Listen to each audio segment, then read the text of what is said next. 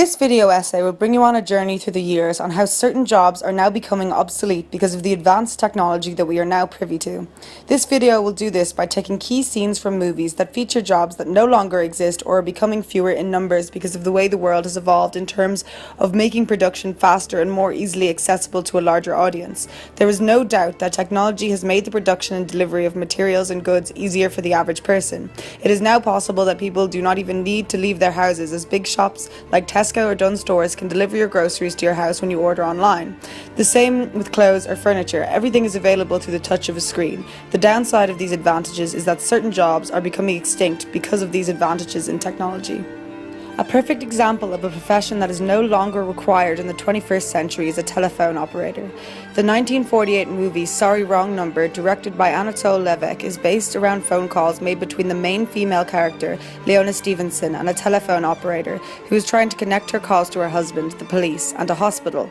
Before smartphones and social media, the only way for people to reach each other by long distances, besides writing letters, was to ring the operator and speak to them personally and then give them the connecting number, or if in an emergency, was to transfer them to the police station or to an ambulance service.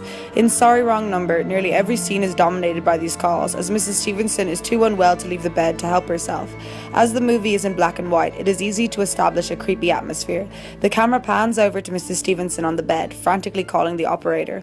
The phone is often used as a tool in horror movies in seeking aid from the outside world. If this movie was set during 2017, she would have numerous ways of contacting help. Is this a hospital? Yes. Oh, I want the nurse's registry. Whom do you wish to speak to, please? I want the nurse's registry. I want to hire a trained nurse immediately for the night. Pardon me just a second.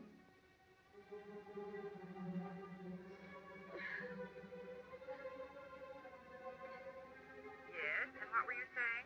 I said I want to hire a trained nurse. I need her immediately. We quite understand that, madam.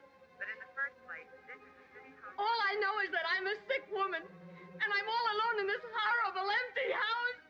I overheard a telephone conversation a while ago about a murder to be committed at 11:15. I don't know what's happened to my husband. If something isn't done, I'm afraid. Some jobs that you would never have thought that could be replaced are the cashier clerk in a supermarket or retail shop. Nowadays, many big chain companies have installed self-service stations for people with smaller carts. Initially, this is a more efficient way of getting people out of the shop and also cutting down on lines for the till. On the downside of the issue, it means that they don't need as many people employed in the business. This is exemplified in the 1990 movie Home Alone, in which the main character, Kevin, is grocery shopping and has to interact with the female clerk behind the till. This scene displays the typical conversation that goes on between customer and employee. The frame of the picture goes back and forth between the two characters to highlight each other's dialogue. The camera, when facing the clerk, is at an upward angle so that it can emphasize the fact that there is a child speaking to her, and when the frame contains both characters, we can see the difference in height between the two.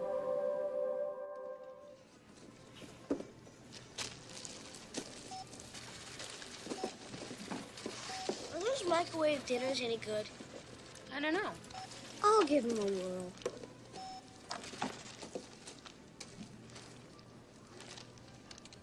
For the kids. Hold on, I got a coupon for that. It was in the paper this morning. 1983. Okay.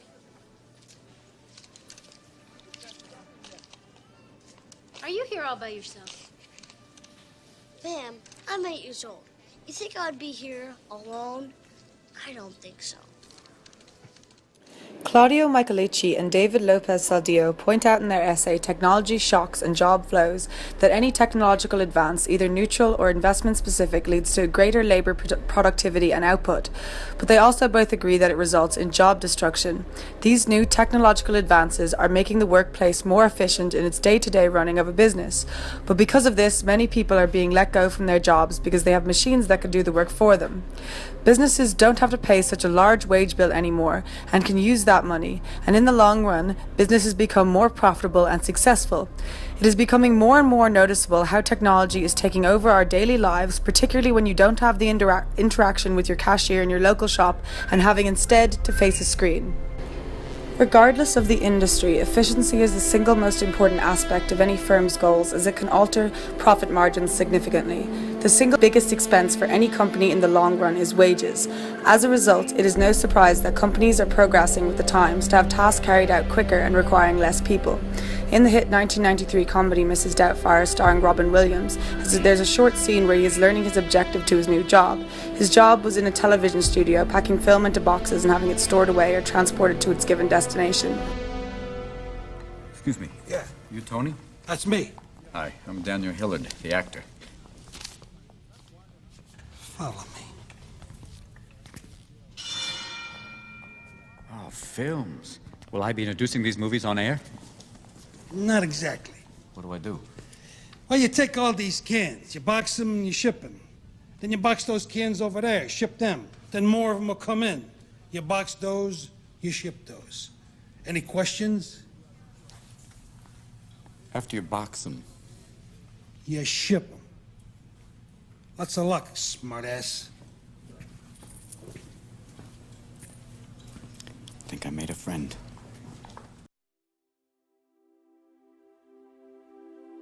Major studios around the world would employ people to carry out this simple enough task. Mark Fisher explains in his book, Capitalist Realism, that over the past 30 years, capitalist realism has successfully installed a business ontology in which it is simply obvious that everything in society, including healthcare and education, should be run as a business. Fisher is talking about white-collar jobs, arguably the safest jobs. They are carried out in offices and require a certain skill set. If Fisher was asked about manual labour, like what is portrayed here in the foreground of the scene from Mrs. Doubtfire, he would tell us these jobs would be carried out by machines in order for the business to be run more efficiently. Because of its straightforward nature, it is one of the many jobs to be essentially eradicated by technology. iCloud and high-performance memory cards, as well as the evolution of email, have eradicated the requirement of the middleman. All three of the occupations all have one thing in common, simple routine, and that they are low-wage jobs. Today in 2018, technology has advanced to the point where machines can easily be programmed to do a routine job, even for 24 hours a day. Needless to say, this makes simple jobs, such as in Home Alone, needless and unattainable. High-speed internet and hubs such as iCloud now mean companies are able to store and send large files such as films to anywhere in the world, thus making a middleman utterly obsolete. One can only assume that as technology advances, reboots, and machinery will be able to command and carry out even more complex tasks in various industries such as teaching, cleaning, transport, and even healthcare. If technology develops at the rate it is currently moving, Mark Fisher's idea of virtually every job being replaced by machinery may well come to fruition.